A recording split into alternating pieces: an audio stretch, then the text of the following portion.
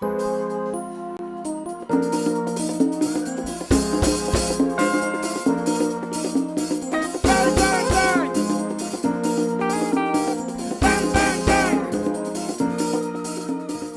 pasa? Hi. Hi, how are you? I am so humbled to be doing this interview, like I said. Very, very, very excited. So your father, he preferred to be called Fela. I am hoping it's okay if I can call you Femi. Is that okay? You know, in Africa, you have to be very respectful. Is that okay? It's okay. Okay. How are you, Femi? You okay? Yes, it's tough with the COVID-19 and all what's going on. Yes, but I'm okay. What have you been doing? Speaking of COVID-19, with the quarantine, I know you were on a full lockdown. So what were you keeping up with? I mean, what were you doing? Bonding a lot with my family. But we have a lot of responsibilities because we have a lot of people staying at the shrine. We have to feed them. This is taking a big toll on us. Yeah. And my band is still there. And we had to cancel 2 international tours. This was quite tough for us. But it's a very tough, confusing time we're at. And what can we say? That is very true. What can we say? This is like living in a movie. It's so unreal, so surreal. It's like a dream, like a bad dream that we're not waking up from. It's just, a very different time that we never thought we'd be living in. But, Femi, you're regarded as the African ambassador. I mean, how do you regard that title and how did that even come to be? I think because I was doing a lot of touring, promoting Africa. I started touring with my band in 1988. And I think when I got my international big hit, Bang, Bang, Bang, I was doing the touring now, like kind of trip. And I was always talking about Africa, promoting African culture, tradition, and all these things. And one day I arrived back and my fans just said to call me ambassador. Oh, that was it? So it came from the fans. It's the fans who did this. Because, the fans are responsible for a lot of different things. And, one of the things that you talk about yourself is a dream that you have of a unity of Africa where you can drive straight from Lagos all the way to Johannesburg. Can you tell me about that dream? I was thinking one day and I just thought how beautiful it would be. Africa is so beautiful. And unfortunately, we just don't have the right people in power to make this dream a reality. It's just bad news every day. But if we did think inwards, Africa would be the envy of the world. Like I said already, I've toured extensively around the world, and I see how Europe and America build their roads and transportation and try to make life easy for their citizens. There's no reason why Africa should not be in the forefront in such a topic, because we have everything here. We have the human resources, we have the natural resources. It's beautiful. The weather is on our side. So just imagine going by train from Lagos to Johannesburg or Nairobi or Zimbabwe. And anytime they want to even do anything, they do it so badly. It's so pitiful the way they do things. When they want to build the roads, they do it shabbily, and the rains come and there are no roads anymore. When they want to bring the trains, they bring trains from the Second World War, First World War, that Europe or China have discarded. Then they go and buy it for the price of the TVG trains, those fast trains. Those fast trains. Yes. But if you really love your people, you should only want the best for your people. The leaders have traveled extensively around the world. They send their children for the best education. They do everything. But when they want to give back to their people, they give inferiority quality. So this is sad. Our universities are nothing to be written home about. Everything is just so sad. And it boils down to bad leadership. It's not like everything bad. I'm not one of those Africans that just criticized for just to be critical, but we have to be very frank. Even if a few of us are doing well and millions of us are doing badly, then that's failed. We're failed as a continent. We're failed. If there's one hungry person on this continent, we are failed. If one person cannot, yes. So we have to be very frank with ourselves.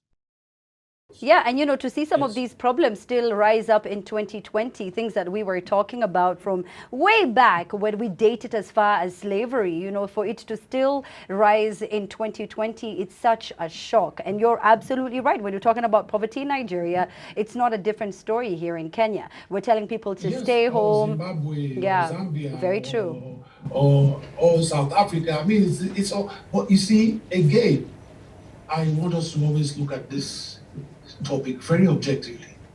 As much as we are critical about ourselves, we have to understand what slavery did to this continent. I mean, we have to talk about the trans-Sahara slave trade. We have to talk about the transatlantic slave trade and 100 years of colonial rule.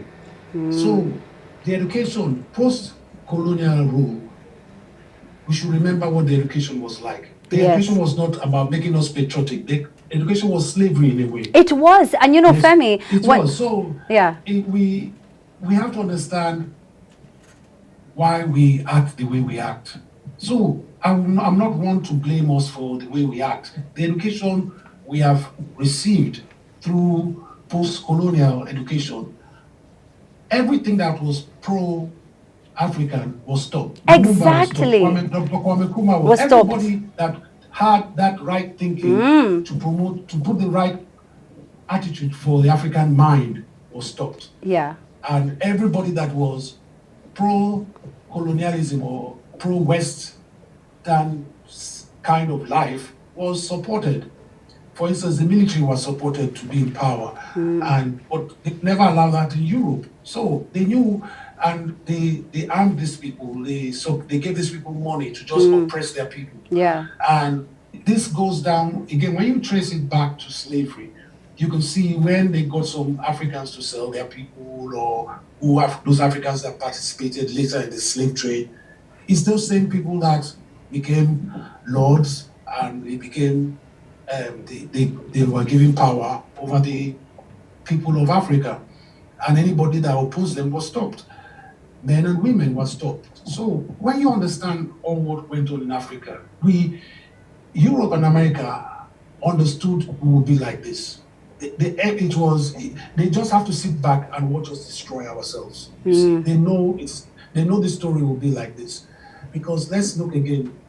How many of us think in our languages? How many of us dream in our languages? Very true. Everything, our soul was taken up from us. Yeah. So this is a major problem. It's a major problem. And Femi, when you think about it, from colonialism, they wiped out a lot of our cultures as Africans. You cannot tell me everything that we did was useless. I mean, from the medical perspective to pretty much everything else. There must have been something we're bringing to the table.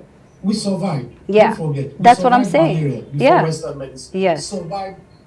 When the first Europeans that came here saw a beautiful, well-cultured people, and they were envious. With so much nature. Yes, and they saw us trading. They saw beauty beyond their imagination, and they came and destroyed everything. And you see, as far as I'm concerned, Europe and America and the rest of the world should just be apologizing every day. They have to apologize. When you understand the atrocities and the crimes that were committed on this continent, you see, unfortunately for us, it's not like the Jewish story where there's footage. When you see the Jewish story, you can't even crack a Jewish joke about the Holocaust. Yep, that's true. The whole nation will descend on you. Yeah. And that's how Africa must take its story. We mustn't allow anybody dictate to us the story. But you see, we even fight.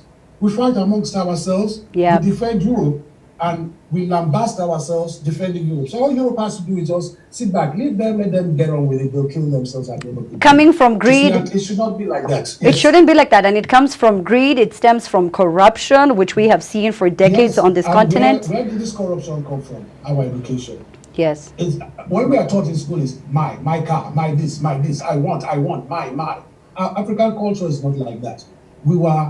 The African concept was community. We lived and understood we had to help each other.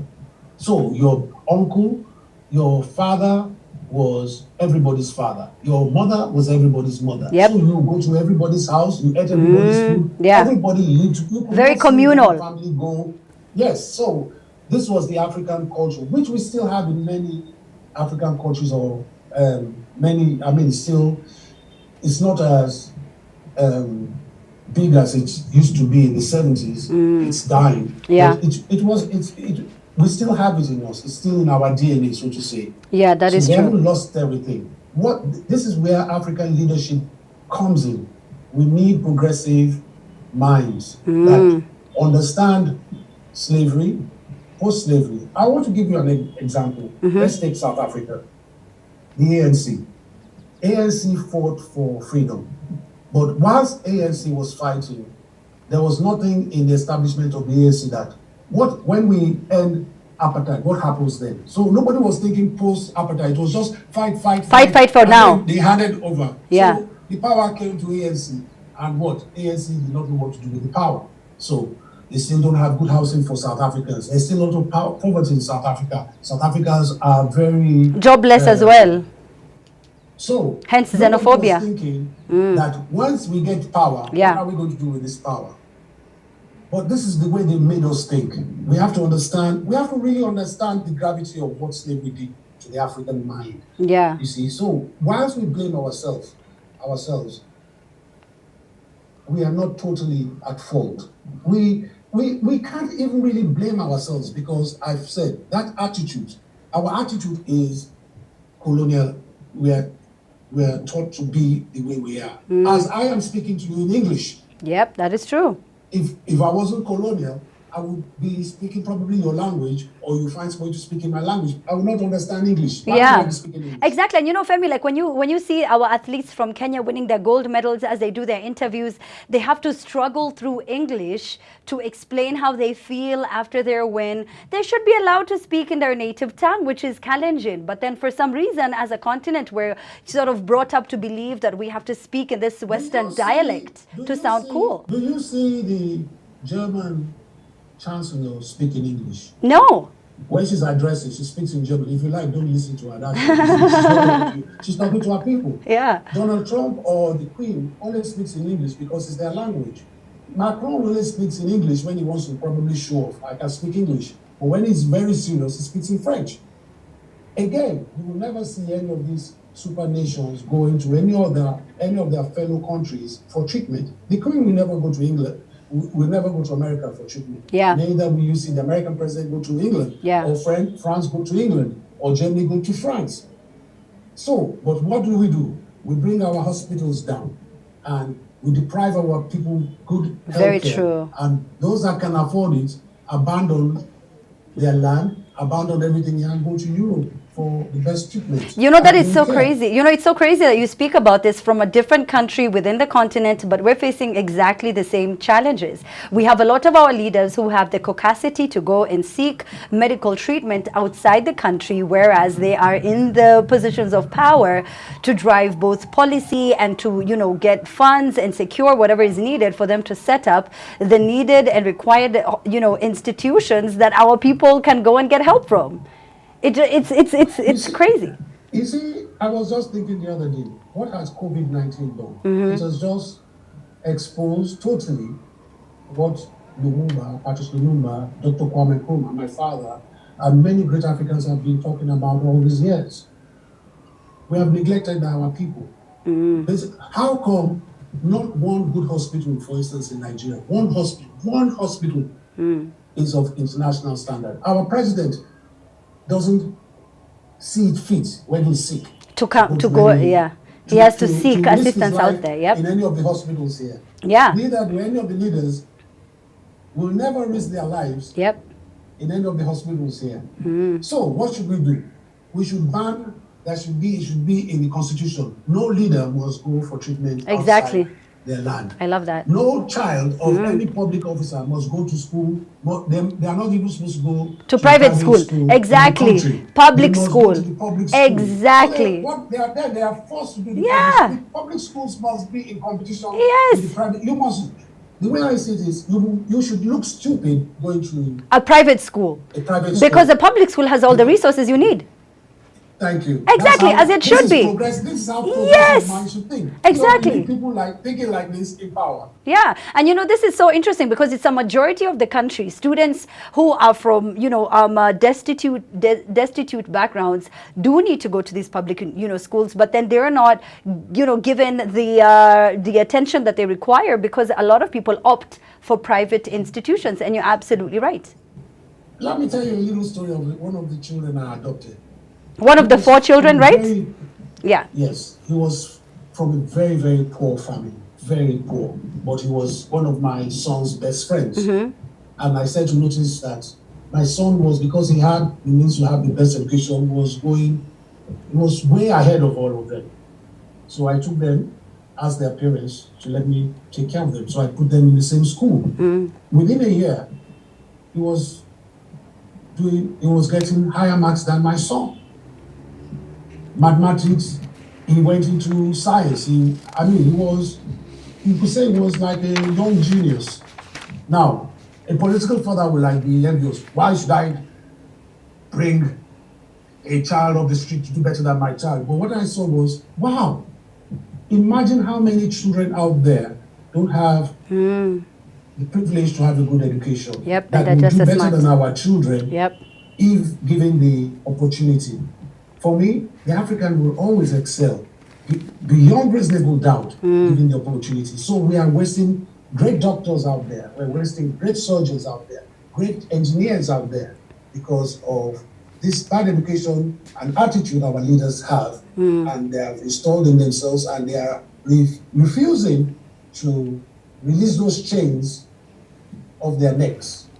In fact, now that you touch on leadership, let's talk about what your view is on leadership regarding how they have handled this global pandemic. We're talking COVID-19. We had time to see how the West would have handled it. We had a few weeks, to sort of get prepared. Do you feel like they have done a good job thus far? They've done the best that they can, or have they failed us? They have always failed us. So they find themselves They've always failed us. Big stalemate where they are confused.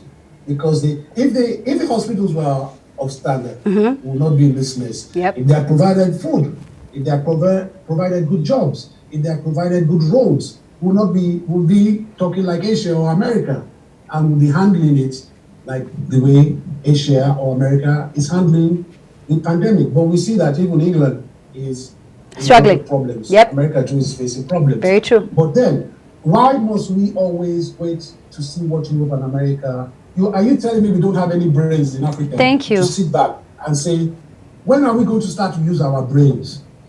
You see, that's the problem. So our way of life, you can't say our way of life is like the American way. Oh, let's divert again. Architecture. The reason Europe builds the way they build is because of winter. So they need cement, they need winter, and the houses are very close, Yep. and blah, blah, blah. Because when winter comes, wow, it's like you're living in the freezer. When we build, because we are trained like that, we build the houses like that. So when it's hot, we are dying in the heat. Because it's When not for the weather. We're using clay. Yeah. We knew why we were using clay. Yes. So why have we not made that research into why mud houses are better than clay houses? In Africa? Yes, cement houses. Yes. Why? Why don't we make that research? Why? And I read a book and I've seen it in the museum in Ife. Ife is a town in the western side of Nigeria. The clay was polished to an extent that it was shining like marble. So why can't we do up this clay? Start to build with this clay, because we know that clay is better. We know that cement causes cancer and is bad for human health. Why don't we research? Why don't we build African-style buildings that flow with the weather?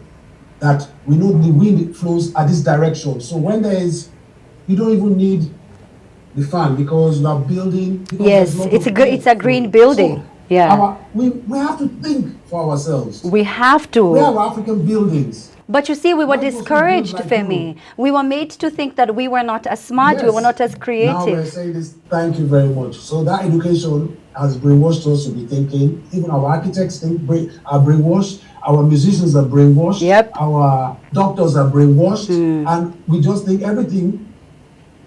Look at Madagascar. Do they have a cure? What African leaders should be Reportedly, doing they is do. everybody should be supporting Madagascar. Do they have a cure? Yes or no? If they don't have a cure, let's stop promoting fake news. If they have a cure, let everybody put their hands back, support Madagascar. There's a cure, and we African people want this cure from Madagascar and support Yeah. Madagascar. But Yes. immediately, every African nation should have gone there by now. Is this true or not?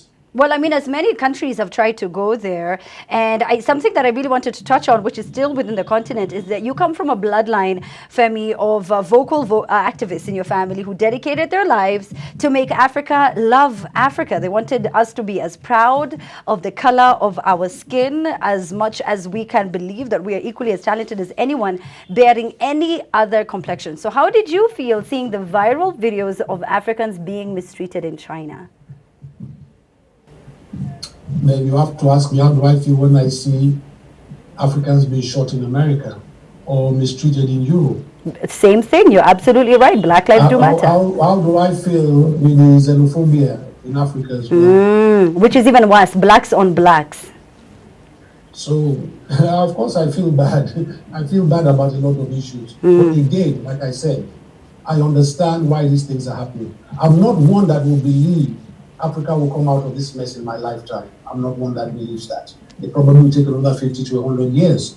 But that's why we have to be thankful for Dr. Kwame Nkrumah, Marcus Garvey, Malcolm X, Martin Luther King, and so many great African men and women. We don't even know their names who have fought for the emancipation of Africa. And we all just have to play our part positively and train ourselves, our children, and probably one day Africa will be free. But we must. I am very optimistic. I'm not pessimistic. I do my best. I think I will always do my best in my lifetime. I will bring up my children to be proud of where they come from and always put 100% contribution to making Africa the envy of the world. This is the way I will bring up my children as well. And probably in their lifetime or the lifetime of their children, my grandchildren, Yes. things will start getting better. But I I'm hope not they going will. to fool myself that things are going to change overnight, because the deeper you look at the problems of Africa, the more you probably will be disheartened and you just like lose hope, because it is grave. The situation here is grave. And it's quite unfortunate. It's taken us so many years to sort of rise back up again and really believe in ourselves. And I'm really eager, Femi, to hear your thoughts around the doctors who went viral after they said that Africa will be the testing ground for the vaccine for COVID-19. You saw that video? Yes, I saw that video. So it shows you the mindset of most Europeans and Americans. It shows, you see, I was having a discussion with my family the other day, and as much as we talk about the kind of education we received, education in Europe as well is that they're the superior race. Europeans and Americans are brought up to believe they are better than Africans or better than the rest. See, the American just believes is the best nation in the world. They have that attitude, arrogance. So, if we don't bring up our children to understand our history, Africa's contribution to mathematics, astrology, astronomy, what Africa, medicine, if we don't let our children know this history, we'll always suffer this inferiority complex. Look at in my time, my father's time, it was the women that used to bleach. Now a lot of men bleach. Yeah, they're not in proud of Congo. our color. So, like I said, there's probably no topic we'll pick on this continent, and we'll see that we have so much work to do to improve ourselves. Yeah. But then, this is where government comes in. If government must be the machinery to drive its people. Government is everything. So what does Europe and America do? They keep government in check. And our leaders must always have that slave mentality and keep borrowing. Keep being ridiculous. Yes, keep depending. Yes. Look, again, when our leaders go to Europe with their coat and tie and yes, so, let's put ourselves in their shoes. Yes. Their shoes. And that was our culture. And these other nations came dressed like us, trying to be like us, everything like us. What would you have any respect for them? You would laugh. You'd find it funny. I mean, you know, yeah, they'll just look like, okay, yes, perfect, come on, yes, my friend, come on, they sit down. I mean, but if an African leader went to any of these functions in his own attire, you remember how Dr. Kwame Nkrumah, he would go with his kente, and he would walk proud, he stood firm, and they didn't like him because he showed that African arrogance. Pride. The power, which they didn't want to see. Every time we go with this slave mentality, it's so easy for Europe and America to deal with us. It's so easy. Let's even look at sports. Why did Brazil become a force to be reckoned with? They developed their style of football. It was called samba. Africa will only become a force when we start to look inwards, develop our own style. We know we can dance. We know we can move. When we incorporate all our attitude into sports, we'll win. Kenya only wins because they train in Kenya. They have the Kenya mentality. They have no respect for anybody but Kenya. So when they go, they dust everybody long distance. And if we took the same attitude in everything, Africa will dominate. Look, we know physically we are superior. We know mentally we have the capacity. Yes. We know. It's even it's an understatement talking about all this. Completely, Femi. The facts are there. And I 1000% agree. We just need the right people in the right places to start to promote Africa positively, to change our mindset. Like this. Like this. Like this. Everybody like this. Like this. Like this. Come on. This. Everybody like this. Like this. Everybody like this. Like this. Everybody like this. Like this. Like this.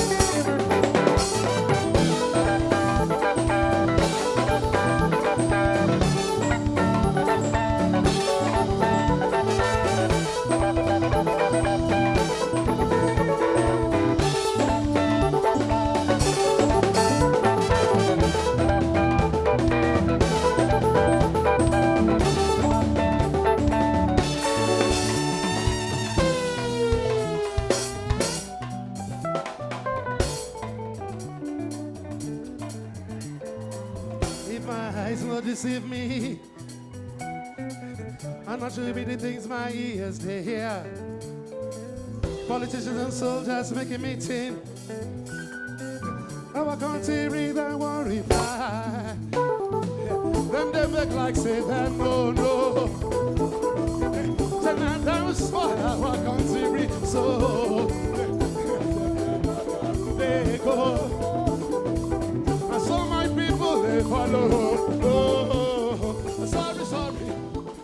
this is something I found very interesting for me. Going against every African culture, you used to call your dad by his name. How did you get to the point where you acclimatized, like everyone else, to go ahead and call him Fela?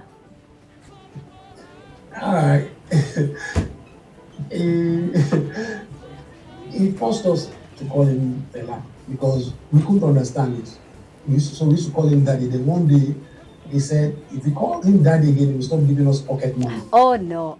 So we said, we had a meeting, what kind of rubbish is this? How can you tell us call him Fela? So we called him Daddy. He said, hey, he called me Daddy. Okay, no pocket money. So he gave us pocket money for 2 weeks. What? So we left quickly to call him Fela.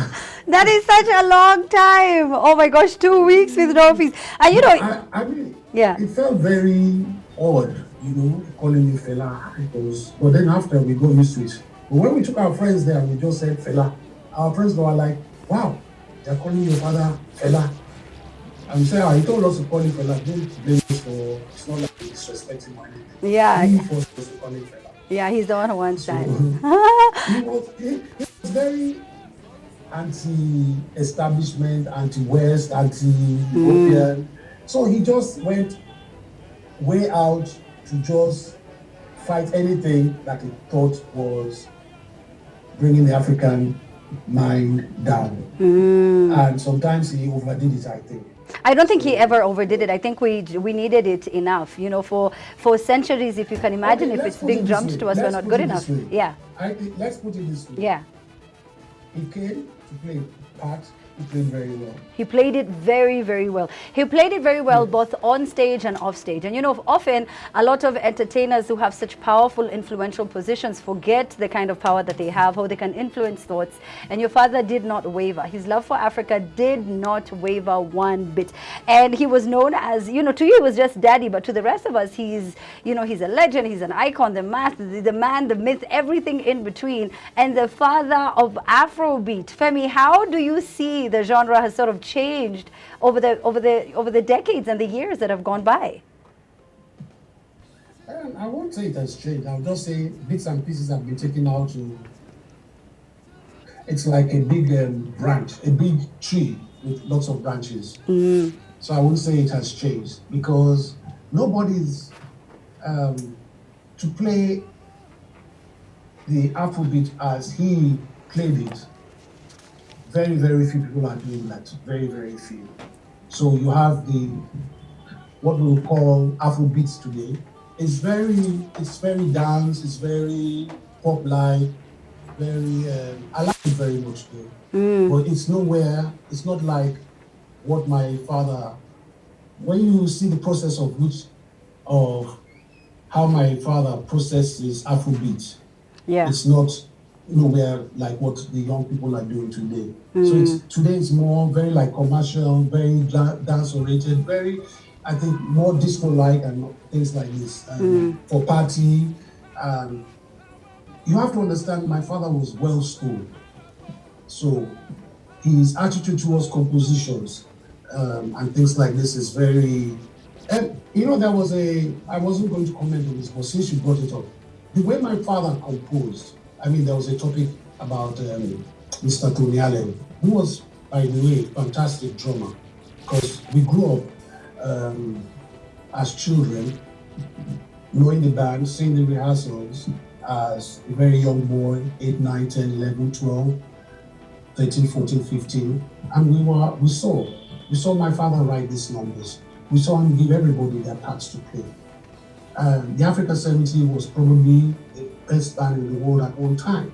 This was because of the attitude of my father and the assembly of great musicians he put together.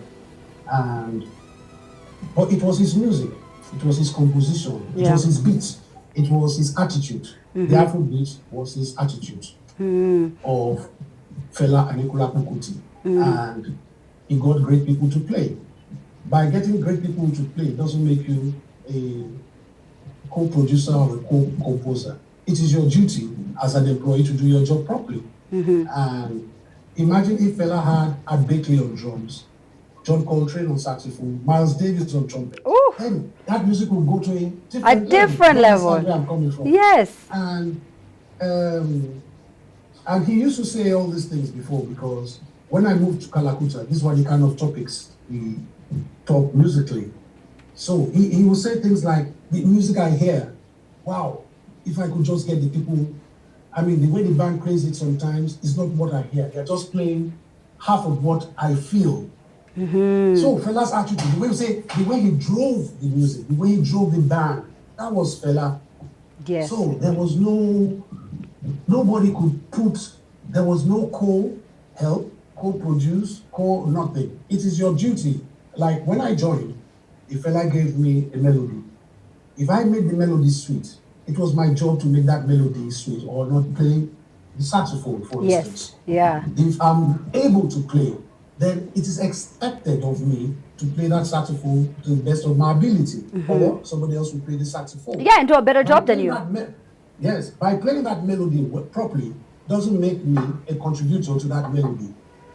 Do you understand what I'm saying? Completely, Femi.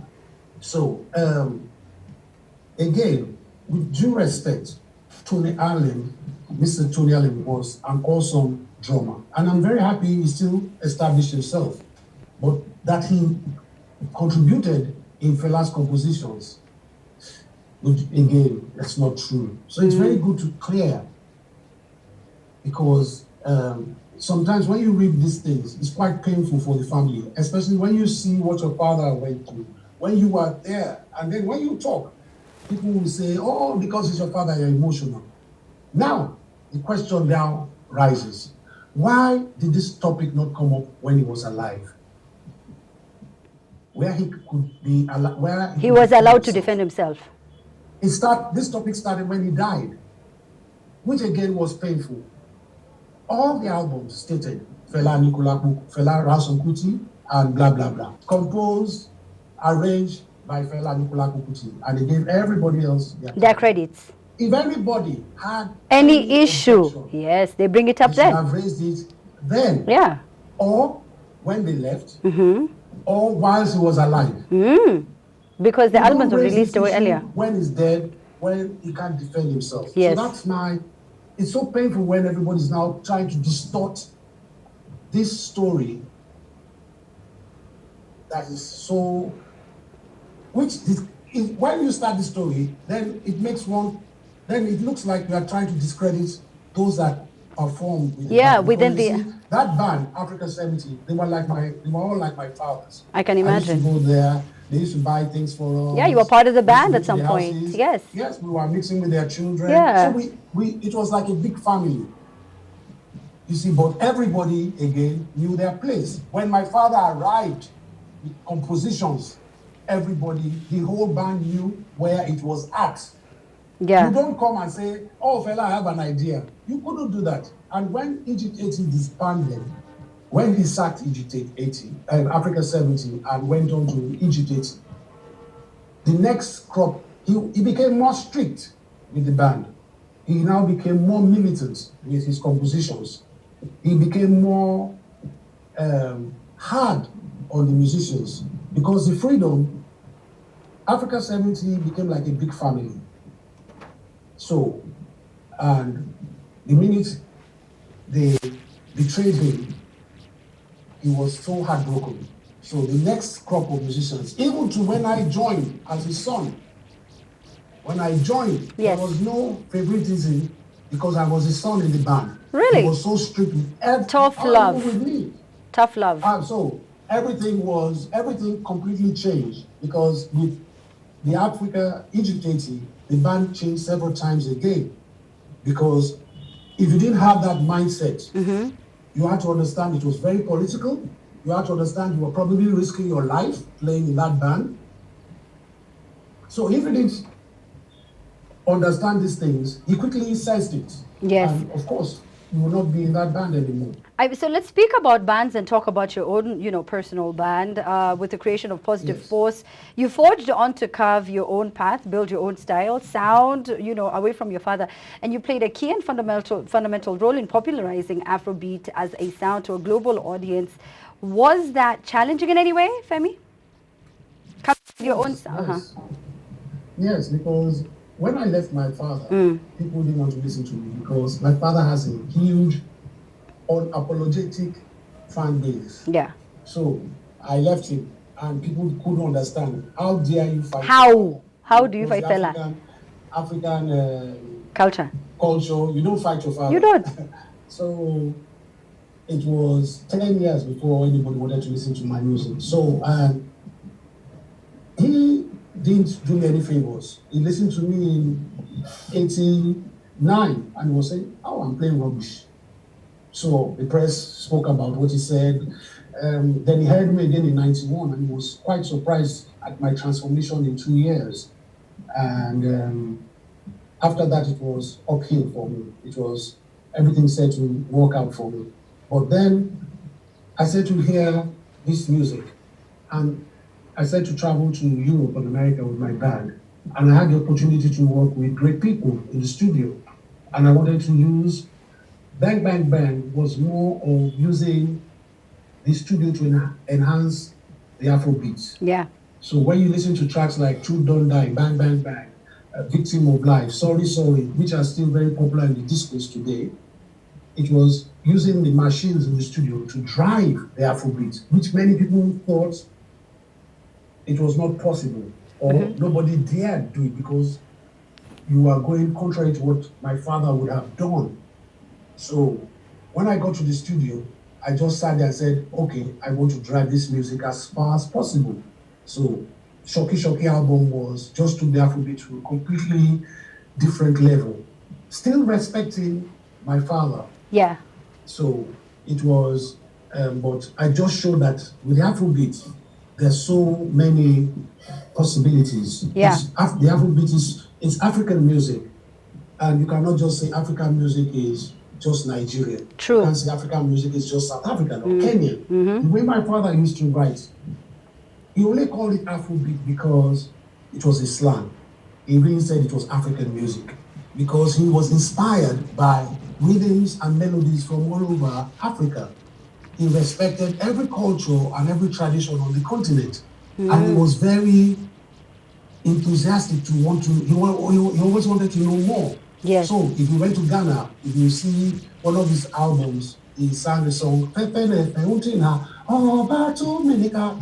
Ghanaian proverb, Ashanti Ghanaian proverb. So he always wanted to, these things fascinated him. When he was in prison, he heard where they were burying the dead and were playing this African rhythm. He came out of prison and said he was inspired. So these things inspired him to be, he wanted to always be very African. So his port of call was always to completely respect culture and tradition on the continent. Yes. So Afrobeat was more of a gege, but he always said he was playing African music.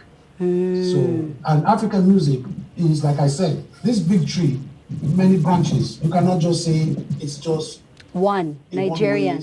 Completely. I say. agree that. Now, if we switch gears a bit from you and your father to you as a father, I want to talk about you and your son. Your son showed interest in instruments from the age of 3. At 3, I don't know what I was doing, but I can tell you I was not playing any instruments. By 9, he learned the sax in 1 month. At 10, he toured the world with you as a bandmate, and now he's maturing to be an even bigger talent.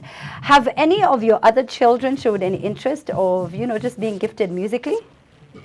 All of them surprisingly. I'm not surprisingly, I'm not really surprised. I mean, the DNA, the musical blood in our flows deeply in the family. They're all playing 2-3 instruments. They all play piano. They all play the saxophone or the trumpet. They try to sing. I won't be surprised if they all form a band one day. Oh, nice. They should call it the Femi band. It has to be something about the father, you know what I mean?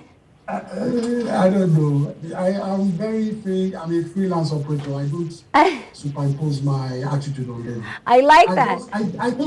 I think everybody would love to play an instrument. So I insist they learn an instrument. That's but good. If they want to become musicians, then they have to understand how tedious it is. They have to understand it's like going to work every day. Yep. You're going to be doing 6 hours of practice every day. It's like it's like being an accountant or an engineer.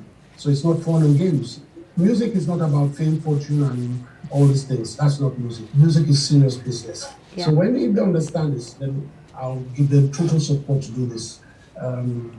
If they become lawyers or doctors, then they have to do what makes them happy. If they're happy, they love their life, then I'll be the content father. Oh. I don't. You don't want to impose anything. I like that. No, I will never impose. But I'll now alone learn an instrument. I like that. You better force them while you still can, Femi. So let's talk about you. What instrument did you learn first? And how many instruments can you play now? My first instrument was the trumpet. My father gave me his trumpet. Then he got his cousin's name was Okolamo, to teach me C major. Okolamo taught me C major and disappeared from my life. So I didn't have a teacher. Now my father was never there to teach me. Then I think I was 12 or 13. My father then moved from the trumpet to the saxophone. My father moved to the saxophone because his saxophonist, Igochiko, left the band. And my father and him used to have big fights. And my father got angry one day and said, I'm going to show you, I'm going to play this saxophone. So my father picked up the saxophone just as a challenge to Igochiko, who was a fantastic saxophonist. You hear him playing Shakara, Lady. Oh, I love his playing. I love Igochiko's playing. So many people still admire his playing. It was a big inspiration. And so he moved to the saxophone. So my father calls me one day, you don't play the trumpet anymore? Yes. So do you want to play the sax? I said yes. So he takes the sax, he puts it on my neck, blow, foo. So I blew. He said, bye-bye, go and learn. And that was it? That was it. And I love that. Then my mother got angry and said, what kind of teaching is this?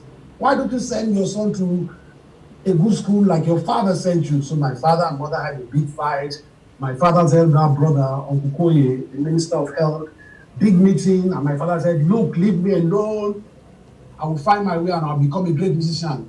And so the pressure got so much. So my father got his band leader, Babani, to teach me.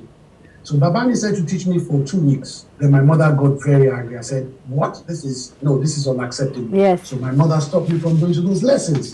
So I bought a saxophone tutor and I said to teach myself the saxophone. What? Now I play, I said to teach myself the bass, guitar, the piano, drums. So I play all the instruments. But professionally, I would say I play the saxophone and trumpet now. I fool around on the piano. Nice. I mean, I fool around because if you see my son play the piano, I am an embarrassment. Yes, the one who went and studied in the UK, because he studied with the best doing classical piano and all of that. No, he's in a different league.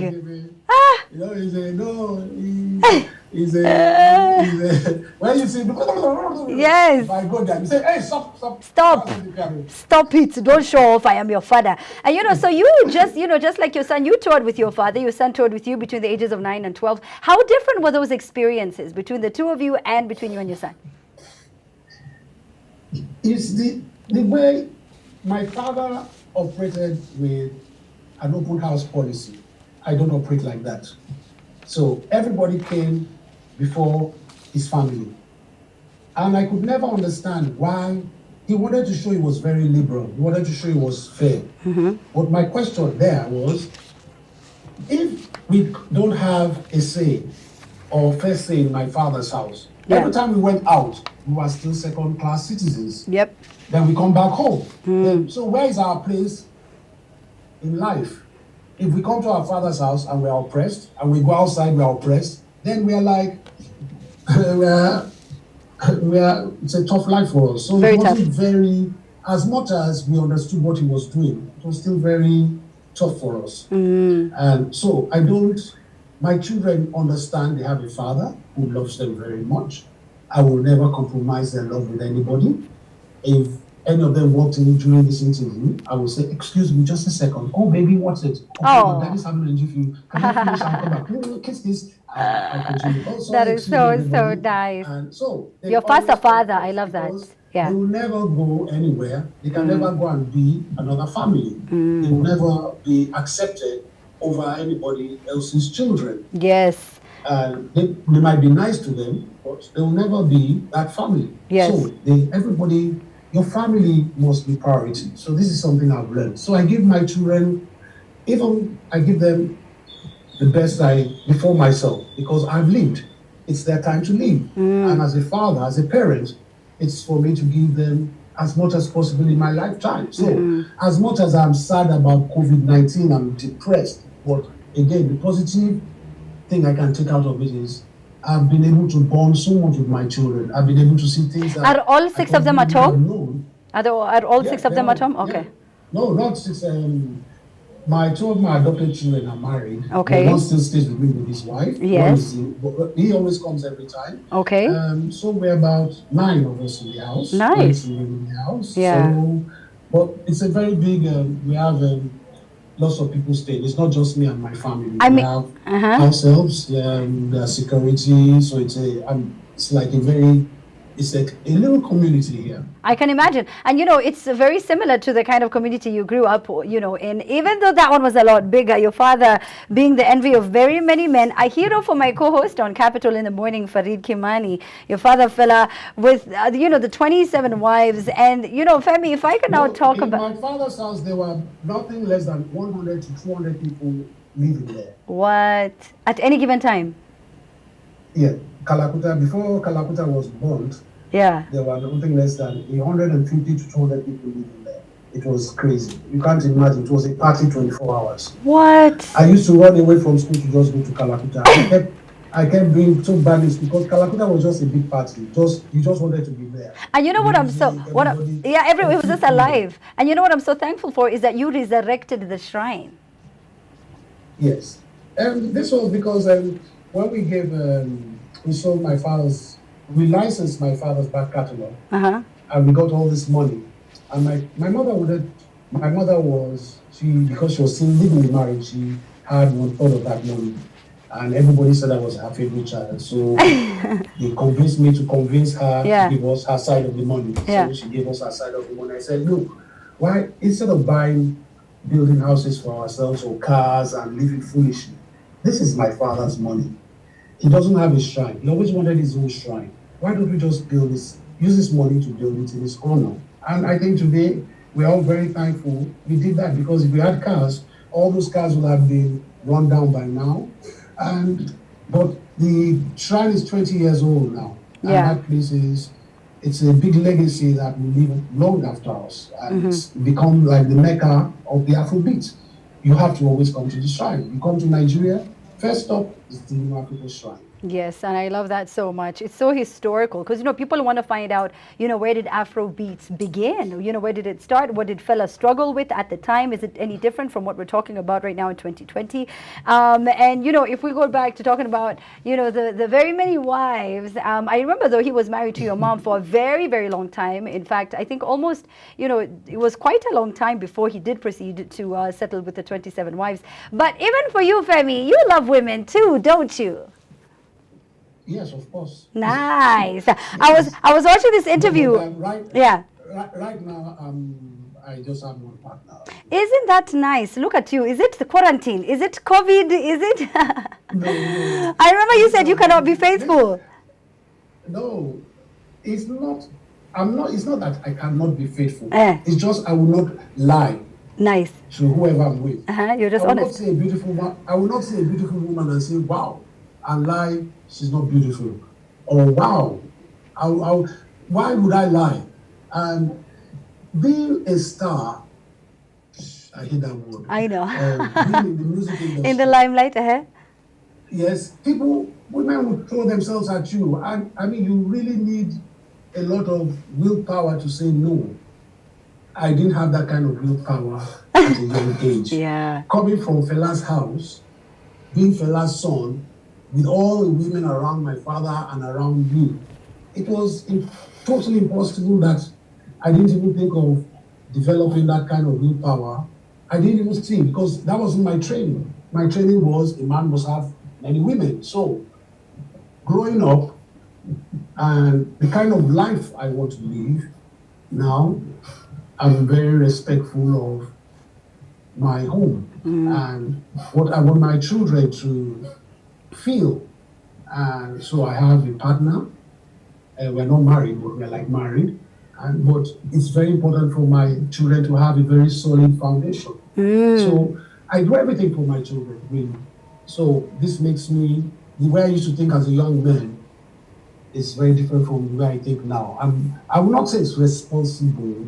I will just say many events in my life have made me question many things I did and make me decide, oh, this is the best way to go. This is what I want. This is how I want. I like peace in my life. Again. Yeah. I hate stress. So when you come to my house, you'll never believe it's Fela song. It's very quiet, except for the children shouting and then one screaming all over the place, which is so beautiful for me. So like I said, everything is just focused at family for me. I like that. And So it's very important to have a very strong woman who will give them, like I have 3 girls. Women go through a lot of phases that a father can't explain.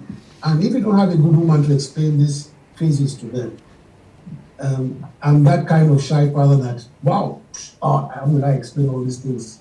The transformation of a woman. So it's better it comes from a mother figure. If it's a boy, yes, I can tell the boy it's blah, blah, blah. But even it's still important for boys to have a mother figure.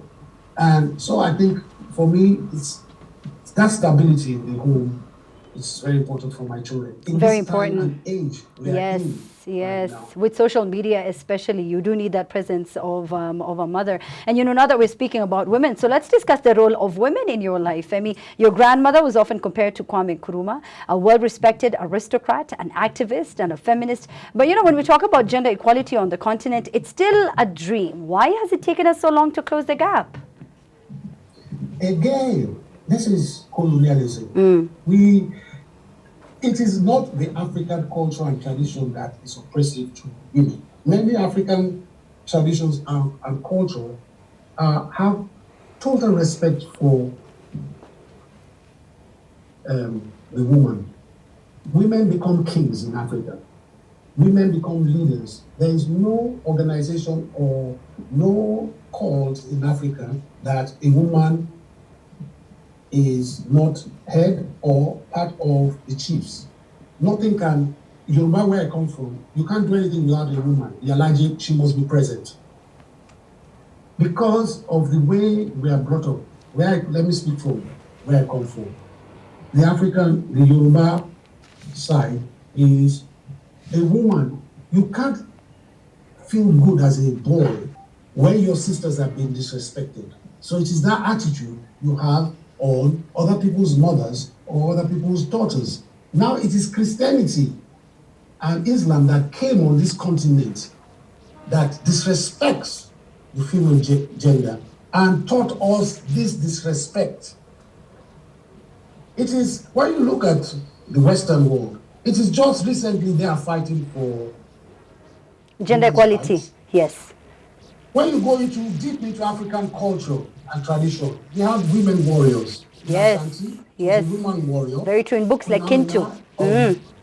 Women rode and led Completely. armies. If you read the on books, this continent. the literature I was telling you that was burnt, yeah. Africans were never, our culture, maybe some, I do not speak totally. Yeah.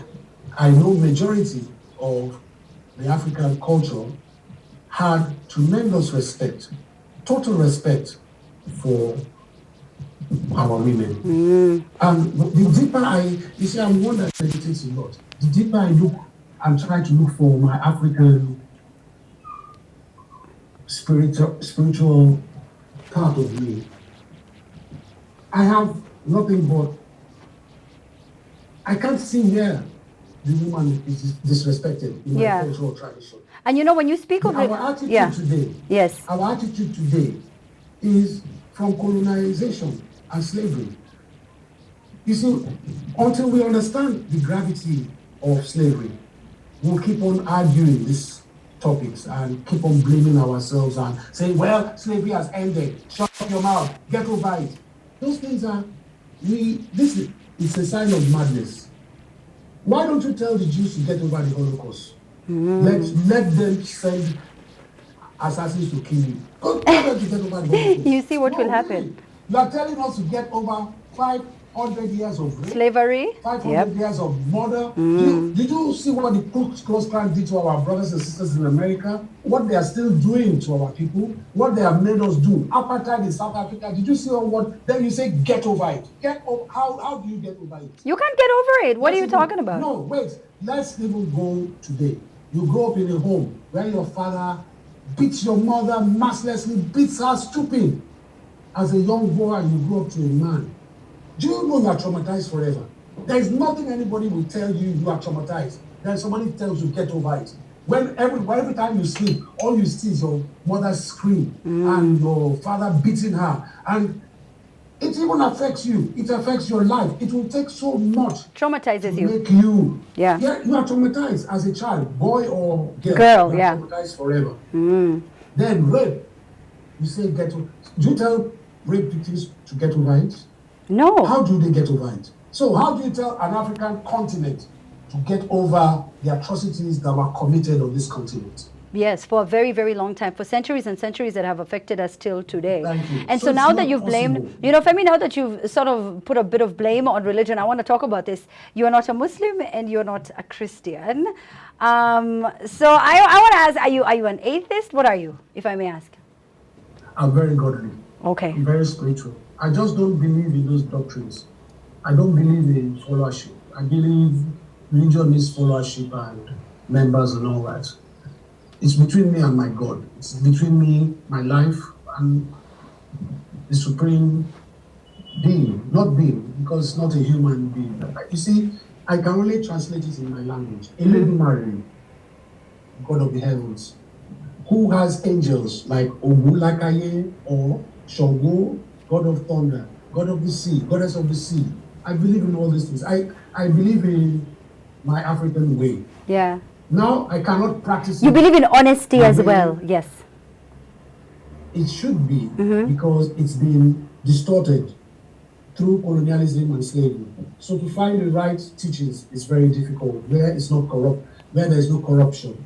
So I made up my mind to just be a good person, be godly, be as truthful as I possibly can, treat every human the way I would love to be treated. You see, all those teachings in the Bible and the Quran, we have to remember where they came from. They came from Africa. When you read, you will see that those teachings came out of Africa. Yeah. When you go to the government, democracy was a system practiced long in Africa before the Greeks, it was given to the Greeks. When you read, you will understand that Socrates, Pythagoras, and all of them were students in Egypt and Africa. They took these teachings to Greece, and people didn't even understand what they were talking about. So a lot of them were killed, or they were banned from society because they took a foreign culture to their country. So the more you read, you understand Africa's contribution to what we are and what we know of medicine and governance today. Yeah, that's very true. So, but they keep saying we have contributed even into religion. These religious bodies all came out of Africa. So I'm not against Christianity or Islam. I'm just saying Africa needs its own. We need our own gods. You see, the problem is when you have a white Jesus or a white God for a white child, and that means you are brainwashing the children because that child just believes everything white is perfect. Superior, and everything black is inferior, bad. And we are taught black magic, blackmail. Everything black is bad. Yeah, black market. Is good. So it takes us a lifetime to retrain ourselves to understand what racism is and colonization has done. That brings about, again, great people like Maria Makeba, or name this so many great Africans. I can't even mention all the names. The list is endless. And your name is also on that list. All these people had to fight. Yeah. What I'm talking about to put themselves in the forefront of spreading the truth. Bang, bang, bang. Okay, now. Bang, bang, bang. Bang, bang, bang.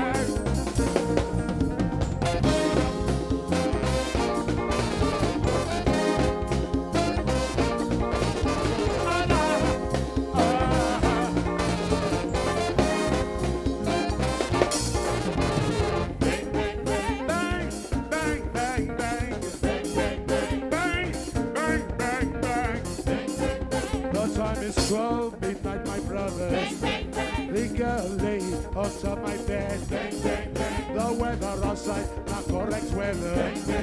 That kind of cold, freezing weather. When don't let your battery, they charge extra. I say everything, the correct order. The girl fine, I mean she's so fine. Her body, hey, now wahala.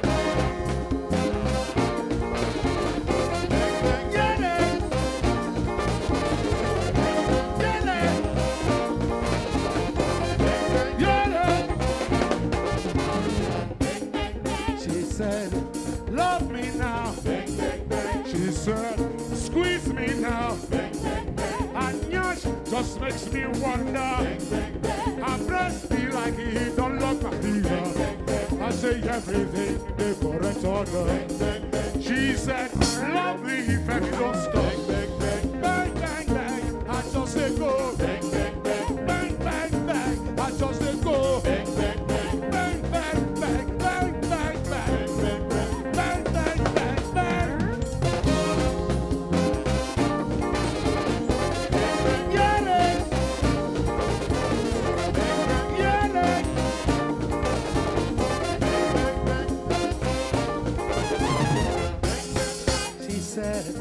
Love me now.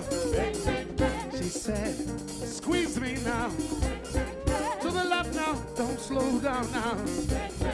To the right now, don't come too fast. To the left now, don't slow down now. To the right now, don't come too fast. Don't come too fast.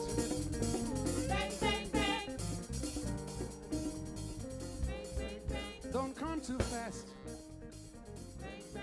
Your father was so progressive. You know, it's just so interesting hearing him say all these things. And this was years back before many of us even saw the significance of having a black doll and what that meant for a young girl. And as I was reading about you and seeing how, you know, you had 3 people at your venue when you were starting out, Femi, now I know they're sold out shows, but it's just so incredible to see how Africa has now become the blueprint of what is used to create, you know, curate the cultural global shifts in music and in fashion. Did you ever in your more than 3 decades of music think that this would ever happen, that we as a continent would be the envy of the world? Yes. Nice. Very simple. Very direct. I've never doubted the struggle will be victorious in the end. I've never. So, you see, as like I said before, as much as we complain, we should never forget the progress we've made as well. We have made lots of progress as well. But if there's one hungry soul on this continent, we have still failed. And I like that you said that because you were very clear and very sure. And I feel so ashamed that I wasn't as sure and as clear as you were. But you know, Femi, your music, whether you like it or not, I know you think you're just this regular person in Nigeria. You are a big deal. Your music is world renowned. And a few years back, you were passed up by the Grammys. People say it had to do with your strong political views. Is there any truth to that? You could say so. When I first got nominated, I was with Barclay Records, and Barclay signed me with MCA, and all were big sisters or children of Universal Records. So that Mike Bang was such a big hit, and I went to ask for my royalties, and they said I was owing the company some money. And I said, how come? I won the world music in Monaco, and they said I sold over 500,000. And my musicians saw this. And everybody will say, yeah, as the big boss, you're going to give us some money. I said, okay, let me go and ask the company, and maybe I have a few $100,000 somewhere. So I go to meet the company, and the company said, I've not sold up to 45,000. I was heartbroken. I said, but you said I sold over 500,000. They said that was just publicity gimmick. So I said, wow. I said, you can you imagine a young man, how heartbroken I was. So I couldn't do anything because I had a contract with the company. So I went to my manager, who was very nonchalant, like, I said, okay. I said, so I sacked my manager. I sacked everybody around me. And I said, so my company wrote a letter to me and said, I have the audacity coming from Lagos to sack a French man. Oh. Who do I? Basically, you as a black person, who do you think you are? You have the guts to fight a white person. They gave me 30,000 euros and sacked me from the company. Now, unfortunately for them, they had put fight to win the Grammys. They are told MC had done everything for me to win, and Barclay didn't know. So I got the nomination, and everybody whole world, he's going to win. I arrived in New York, and nobody was at the airport to meet me, so I was stranded. Now, some girls that used to work ladies that used to work in the United Nations got wind and bailed me out at the airport. I now stayed with them, and they raised $800 for me to survive in New York. MCA didn't even pick up my calls, so I automatically knew Barclay had called MCA to tell them, this artist is no more with us.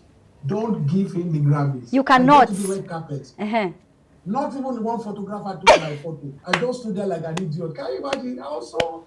Wow. You, Femi Kuti, you. Oh my gosh. Back.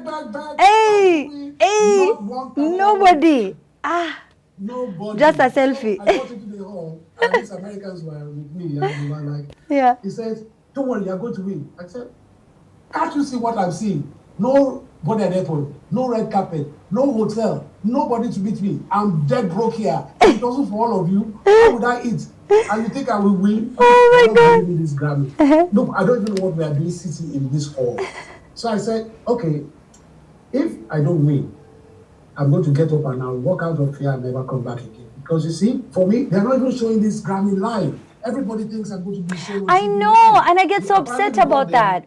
I get so upset, Femi. Even BET, it's not live. They do it the day before or the morning before or some weird thing like that. In the Grammys, that section of jazz and blah blah, they don't show it live. It's only, I think it's R&B, Jay-Z, Beyonce, all of those them. ones, I know. And, the American, music, pop culture, they show those live. Africans, But they're not. The rest, you go to, they put you in the hall and they'll say, take the Grammy. Last year, they kind of updated it a bit. Surely. It's live streaming now.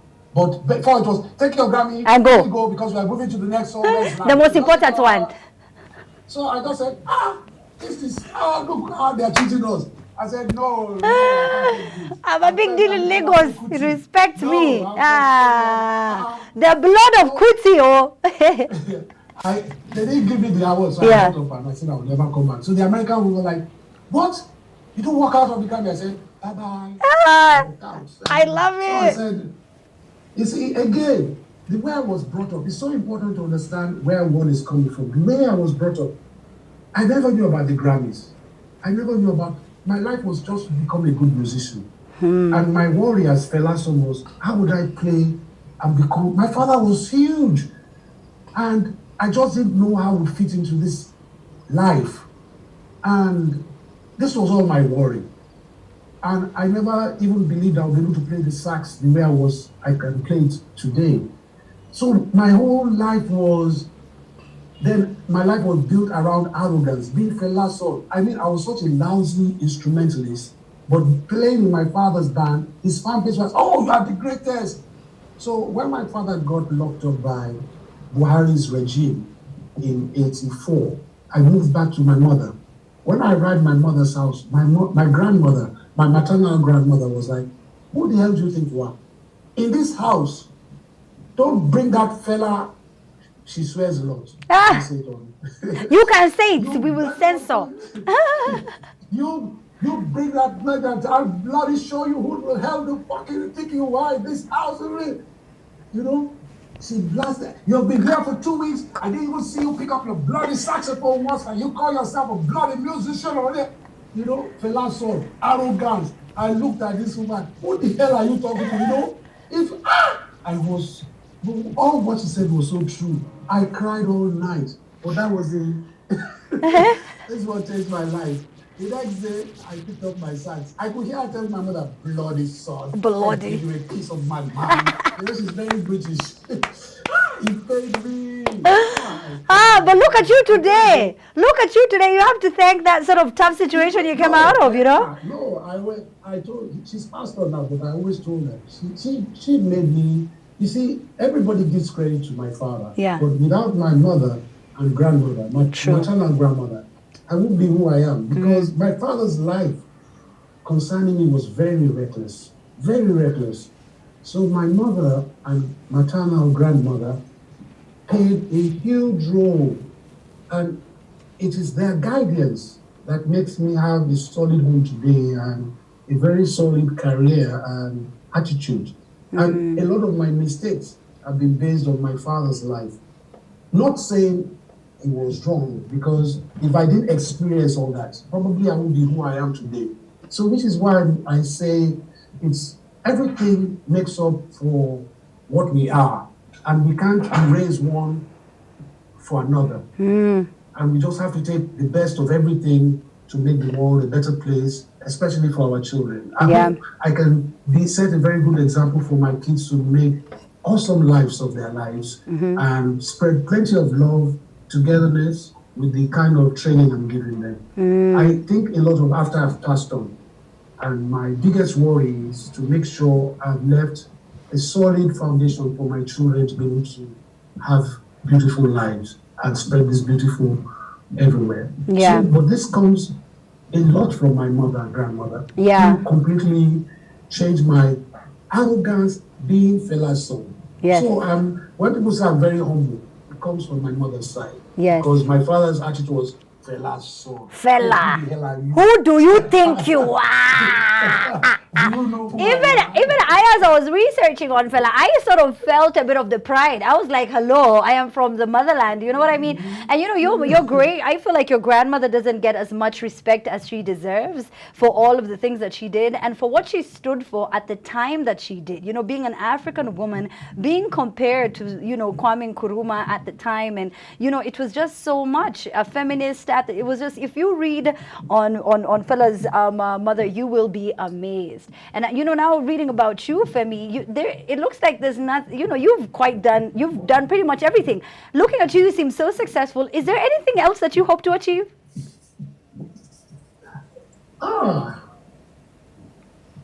You know, I thought I'd achieved everything, like let's take, for example, the saxophone. Yeah.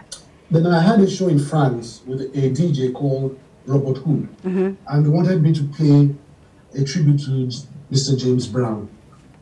And he's a hard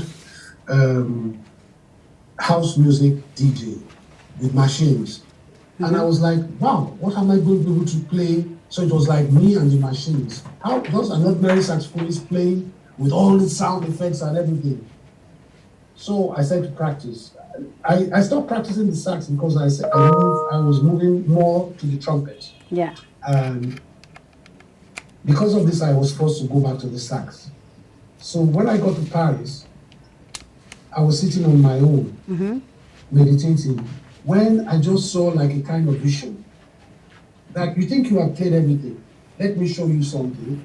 And I just said to see, have you done this with the sax? No. Have you done this with the sax? I said, wow. It was like, when we found out there were more planets, we thought there were just 12 planets, and we just found there are millions of planets, and there are millions of galaxies, and millions of this. It's just beyond human imagination what we have to, there's still so much to do. So I picked up the saxophone again, and basically I'm at stage one with all so I called my son. I said, you know, everybody thinks I'm such a great saxophonist, but come and see. Do you know I've not done this? He says, wow, Daddy. I said, not just that. When I finish this, do you know there's this stage, at this stage? Now I didn't go to school of music. So it's easy for me to show my son the things I've taught myself. So everything is I taught myself. And I had to form my exercises, form things.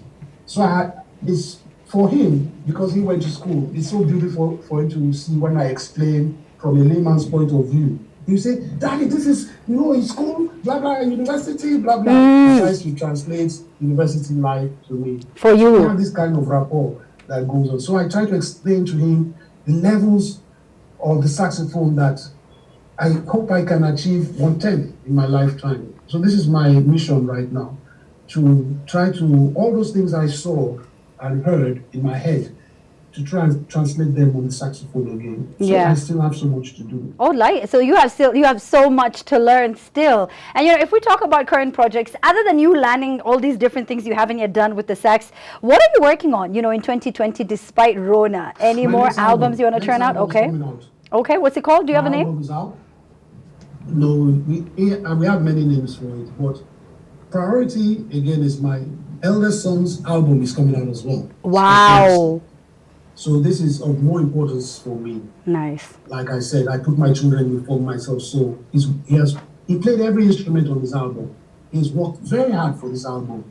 It's very sophisticated, and I can't wait to see the reaction because it's his first album, and I want to see what people will say, if they understand, because he's on a very different level from my father or myself. So this is it's a very interesting new chapter, and I look forward to this. Yes. I think I'm very convinced about my album. It's Femi at 57, very mature, different. It shows my all 57 years of my life and all my experience musically. So it's very different, but I'm sure my fan base will just say, wow, whoa, there goes Mr. Kuti. They will enjoy it. I love that. So, this coming weekend, they can enjoy some of your old favorites as well as, you may be mixing it with some new ones. We live in unprecedented times, but we didn't expect this to happen. And now we have a virtual edition of our Koroga Festival. It has been graced by the greats. We're talking Huma Sekela, Papa Wemba. We're talking Kofi Olomide. We're talking all types of names across the continent. And now we are so humbled and honored to have the great Femi Kuti. What can people expect? Wow, always the best for me. Always, I mean, I put everything in practice, in life. I put everything I've got. Plenty of love, energy, good vibes, good inspiration, good vibes. That's what we want. We want a lot of good vibes. And, as I hear you talk about the continent, as I hear you talk about this passion and this love that you have for our people, what do you want to be remembered for? I really don't think about things like that. When I'm dead, I'm dead. You will not be there. I like that. You're just not going to be here. I mean, if I go by my father, there will be those that love me, those that hate me. Somebody will misunderstand me, they'll lie, they'll go. What is important for me when I die is that my family totally, completely, which I think, I know they do, know I love them. Nice. And there's nothing more important for me than I always say my family comes first. And probably again, you see, when you had the kind of life we had as Fela's children, it wasn't all fun. We were kicked out of a lot of homes because of who Fela was very anti-establishment. Our partners never wanted us. We were introduced to a home. My sisters, myself, we were kicked out. They knew, oh, Fela's children, okay, how are you? The next thing we had come, Daddy said you should come here again. And this happened so many times in our lives. So we were very sad. And we only had ourselves to keep ourselves company. And my mother did a very good job because it was like very weird. And before I moved to Calcutta, I used to stay with my mother. We'd go home crying many times. Wow, nobody likes us. But we knew the streets loved us. Like people in the streets, the drivers loved us. And then we knew we were in danger because every time we went out, my mother would say, be careful. Look, you see that car, it has been parked outside the house all day and all evening. So that means you are being followed. Please be careful. My mother was always frightened that we'll be kidnapped because the government will use us to get to our father. So it wasn't always fun. And it was scary. And so when you have that kind of life, it defines you in future. And many things I do is a reflection of my past. So if I say I don't care about I understand the attitude of the human mind. I know when I die, I'll lie in state in the shrine for maybe a day or two. I know that will happen. I know my children will guide my burial to the best of their ability. I always say I'm going to die with a smile. I'm convinced about that. I'm convinced about that because I've got so much love around me. And when you have the kind of family I have, you see, when your children come and just say, Daddy, I love you. You know, it's so different from your partner or anybody else. Very It's just different. when the innocence of the child, the beauty of a child telling you, "Daddy, I love you." It means the whole world to It's me. true. Yeah. And I've got so much of this around me. Now to talk about my fan base, I have a very unapologetic fan base, like my father now, because of the shrine. They've seen how hard I play free. And you see, that my fan base, I can probably do no wrong, which is not a good feeling. That's the way it is. So I have a very protective fan base, which has now turned global. I have fans in New York, in San Francisco, Nairobi, in South Africa, in France, in Germany, in Britain. And I appreciate all these people. And when you have this kind of life, you just have to be humble and grateful and just, what else can I say? Yeah, I think you've said it all. I think you've said it all, just showing so much love and admiration for the people who've supported you all of these years. And, I like that you have sort of seen how it has grown all over the world, because music transcends. You don't have to understand the language. I am so thankful that you took time to talk to us today. Thank you so much, Femi Kuti. I am honored to interview you. You're an eclectic entertainer who has gone on to feature prominently in the world of music as a multi-instrumentalist and a musician par excellence. And this has got to be at the very top of my list of interviewees. So thank you so much. I want to say goodbye. I want to leave you with the same vibes you brought to our interview. Good vibes and positivity. Thank you so much, Femi. Be blessed. We'll catch you during Koroga, yes? Thank you so much, sir. Thank you so much. Bye-bye. Bye. Oh, that's what you say. Yes. Okay, then bye. Thank you so much. Thank you.